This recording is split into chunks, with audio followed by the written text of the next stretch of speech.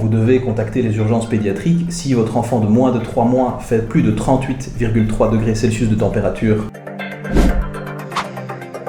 D'abord, il faut comprendre que la fièvre, c'est l'élévation de la température du corps et c'est une réaction normale du corps humain face à une agression. On parle de fièvre quand la température est égale ou supérieure à 38,3 selon la méthode prise, frontale, rectale. Évidemment, il faut faire gaffe aux conditions de conservation du thermomètre, un endroit sec, à l'abri de la chaleur, de la luminosité trop importante, et on préférera un thermomètre frontal pour le moment qui est plus facile. Le rectal reste la référence chez les nourrissons. Donc la fièvre, c'est une réaction bénigne, mais évidemment, vous devez contacter les urgences pédiatriques si votre enfant de moins de 3 mois fait plus de 38,3 degrés Celsius de température, et vous devez nous consulter les médecins généralistes si la fièvre est persistante, si votre enfant a un comportement inhabituel, si par exemple il dort beaucoup, s'il est irritable, s'il refuse de boire ou de manger. Alors, les causes, il y en a beaucoup. Dans une liste non exhaustive, on a bien sûr tout ce qui est infections virales qui sont de saison, la rhinopharyngite, la grippe, la gastroentérite, mais on a aussi des infections respiratoires comme la bronchiolite.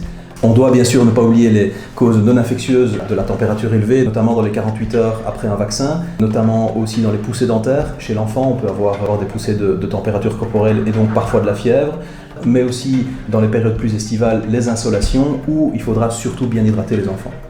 Il faut mentionner aussi des infections plus graves et urgentes comme la méningite bactérienne, même si la vaccination a quand même contribué à largement diminuer la fréquence de ces infections.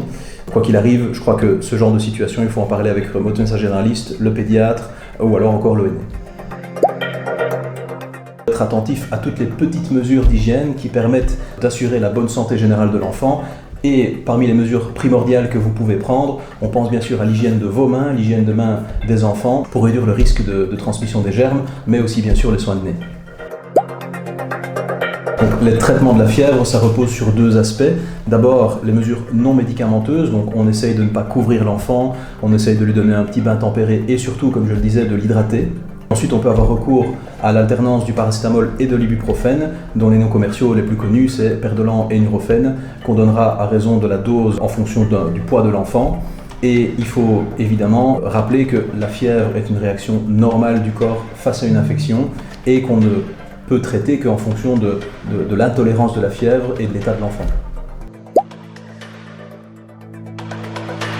Donc la conséquence qu'on observe principalement chez nous au cabinet de médecine générale, c'est les enfants qui sont déshydratés, simplement parce qu'ils transpirent beaucoup, ils ont parfois de la diarrhée, ils ne mangent pas bien, ils ne boivent pas bien, et donc cet état de déshydratation peut donner comme conséquence aussi des maux de tête, des cernes, de la fatigue, et donc évidemment on insistera sur l'hydratation optimale de l'enfant par petits coups d'eau. On peut aussi associer parfois des boissons un peu plus sucrées, un peu plus salées, inhabituelles certes, mais dans ces cas-ci, qui peuvent avoir beaucoup de pertinence.